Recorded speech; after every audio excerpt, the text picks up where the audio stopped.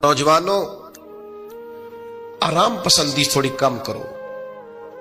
हर वक्त लेटना, हर वक्त आराम तलाश करना, ये कमजोर कर देता है जवानों। लक़द खलक़नल इंसान फी कबद, हमने इंसान को मुशक्कत में रहता हुआ पैदा किया।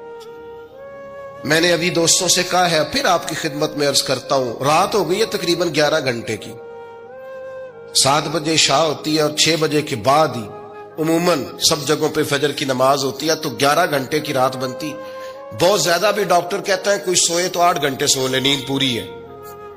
अगर इशा के बाद मोबाइल करो जल्दी बंद, तो जरा सहरी में उठो, बंदा हो जवान और उठ के पड़े तहज्जुद,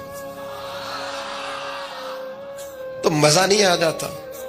और जो सहरी के वक्त दुआ का मजा है, जो दुआ की लज्जत है, नबी करीम अलैहिस्सलाम ने सुबह सुबह सैयदा पाक को आवाज दे के कहा, ये हमारी तालीम के लिए, फरमाया उठो, ये रब करीम से सवाल करने का वक्त है।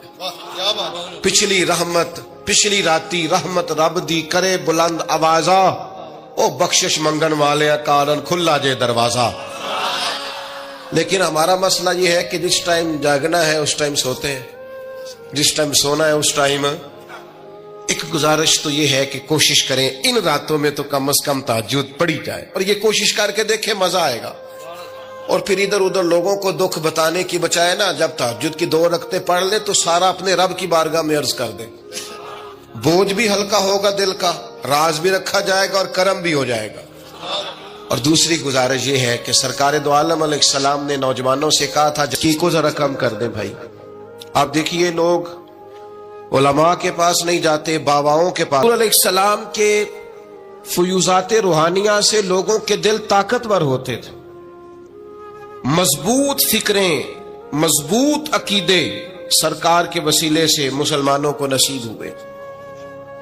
हम जैसे जैसे देखे ना, तसव्वुफ और तरीक में आपको अर्ज करूं, सूफिया किराम का असल मौजू अकीदा तौहीद है, असल मौजू इनका है। ये वो लोग हैं जो लोगों को सही मानों में तवक्कुल का, सब्र का, शुक्र का, कनात का, रुजू इल्लाह का सबक देते हैं। असल मौजू ही इनका है।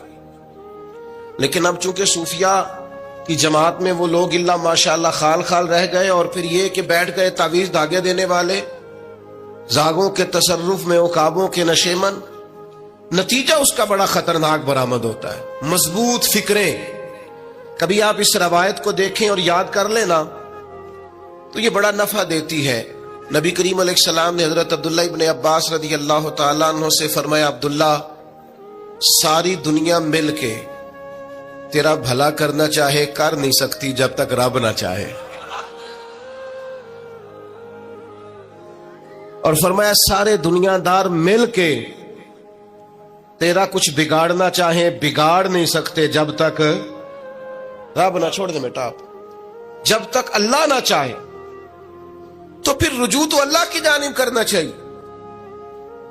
नबी अकरम सल्लल्लाहु ताला अलैहि वसल्लम ने अपनी उम्मत को तवानाई इस बात से दी कि अल्लाह हमारे साथ है।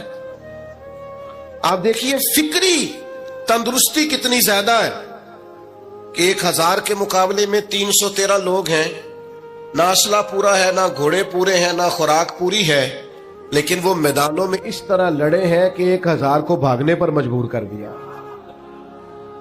वो अबू जहल ने जब कहा ना जासूसों से कि जाओ पता करके आओ, तो उन्होंने आके कहा वो तो 313 लोग हैं, बच्चे भी हैं, बूढ़े भी हैं, चीज कोई नहीं पास। तो अबू जहल कहने लगा फिर तो उन्हें घोड़ों की पुश्तों पर बांध के मक्के ले जाएंगे, वहां जाके देखेंगे क्या करना है। तो जासूस कहने लगा सरदार अगली बात भी सुनना, है तो 313 लेकिन जान हथेली पे रख के आए।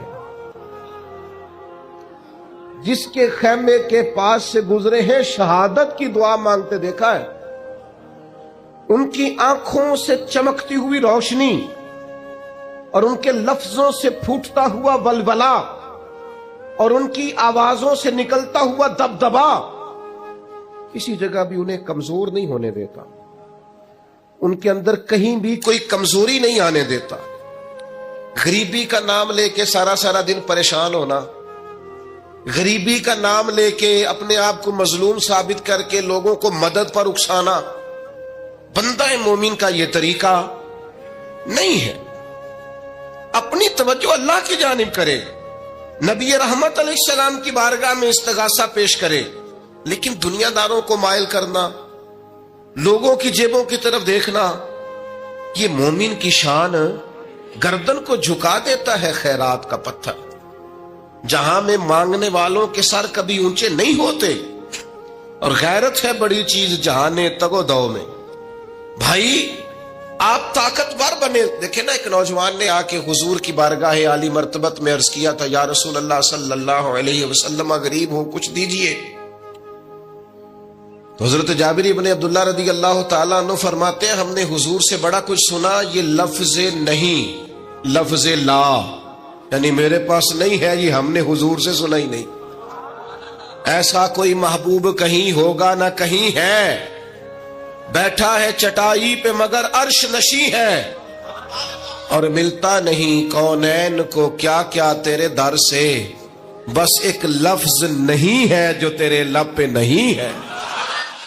اور یہ فاضل بریلوی رحمت اللہ علیہ کا انداز بھی دیکھیے, کہتے ہیں واہ کیا جود و کرم ہے شہ بتہا تیرا.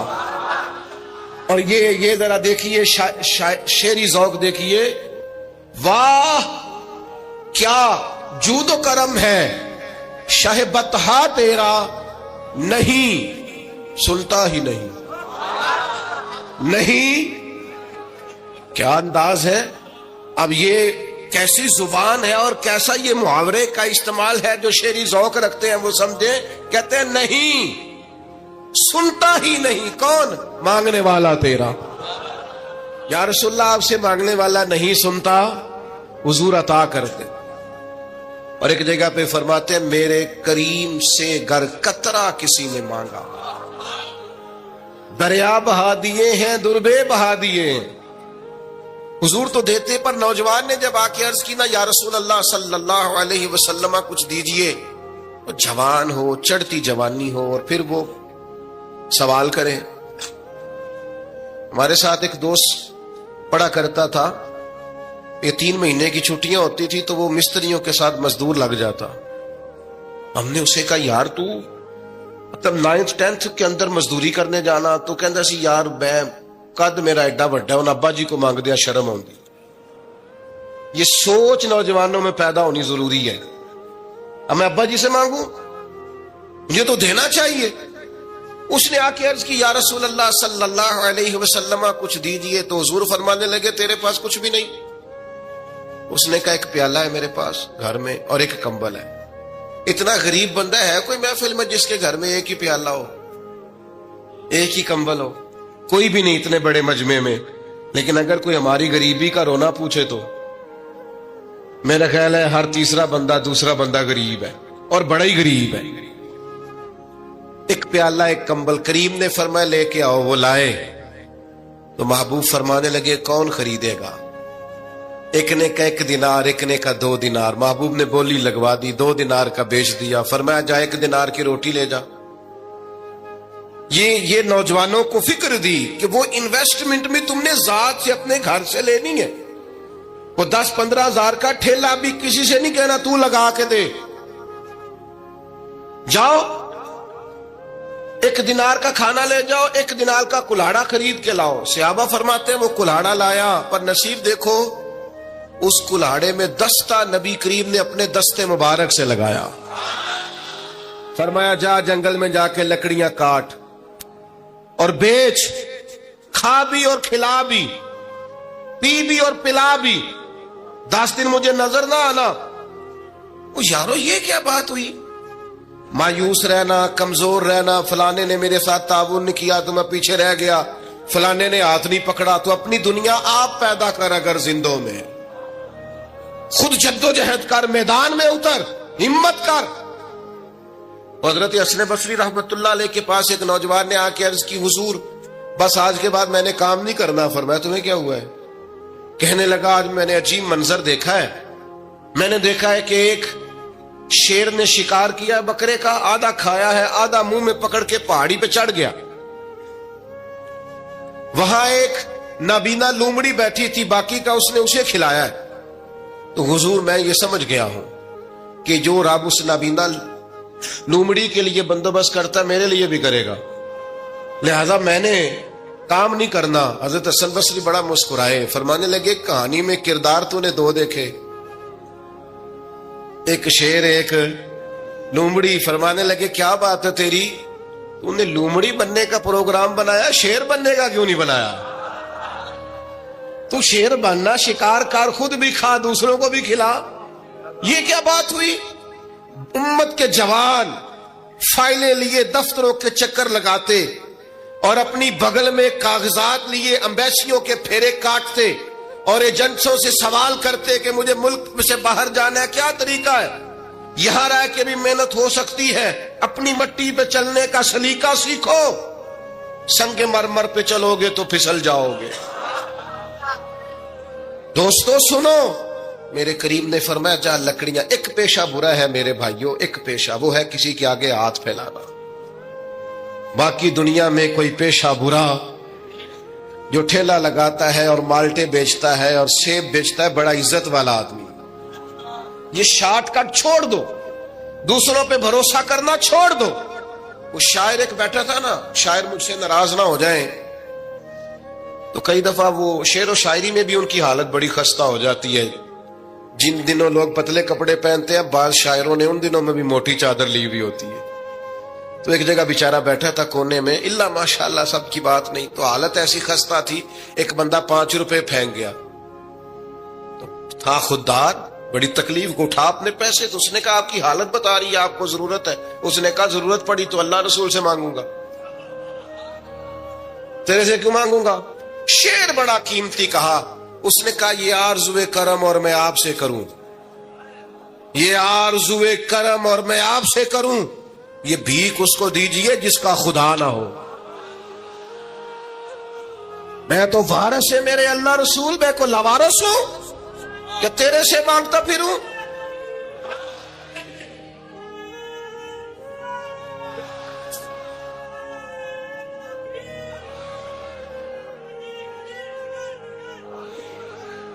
ماشاءاللہ ماشاءاللہ۔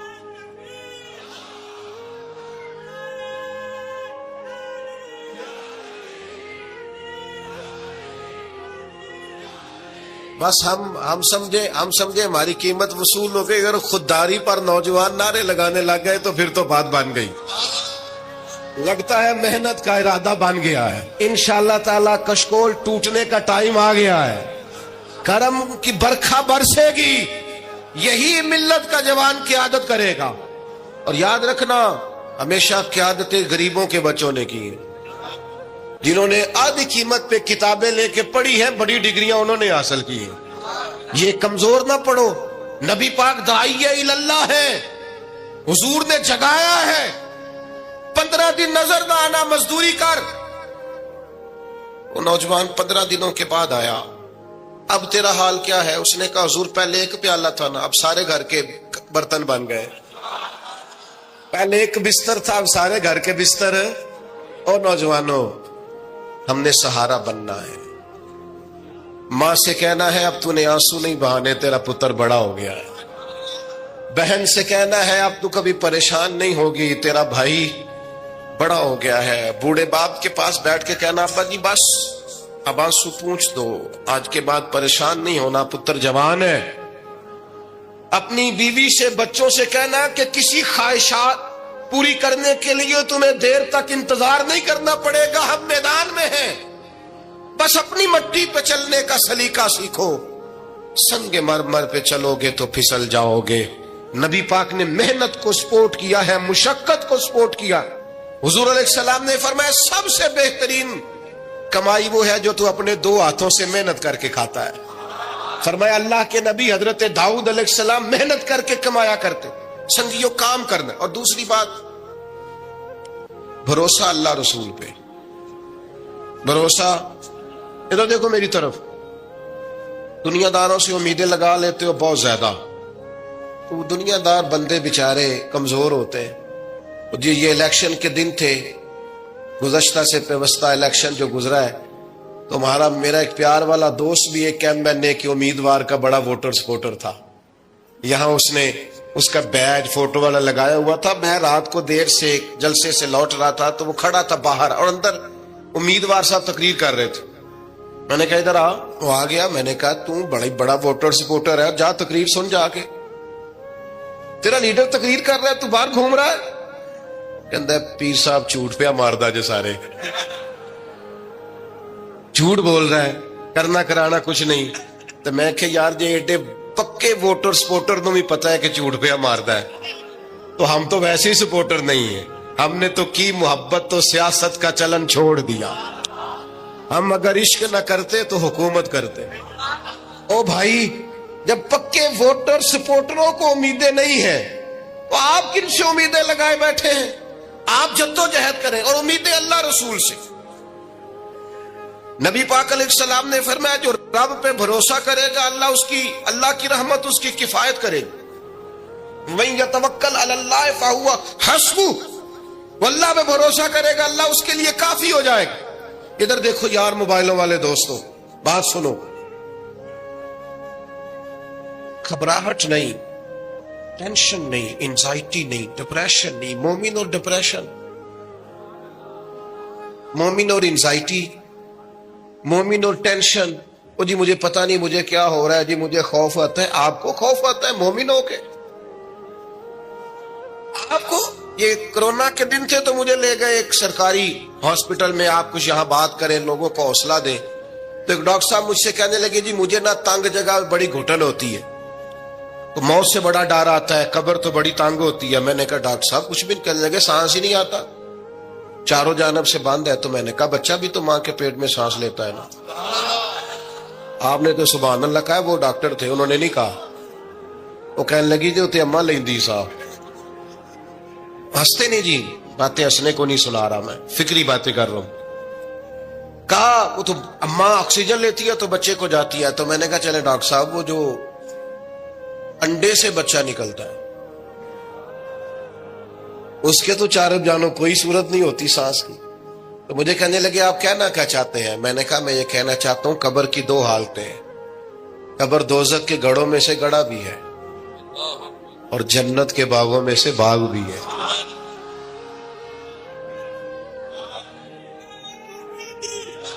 سنو یار, اللہ آپ کو خوش ہو. ماشاء سنیں جی سنیں.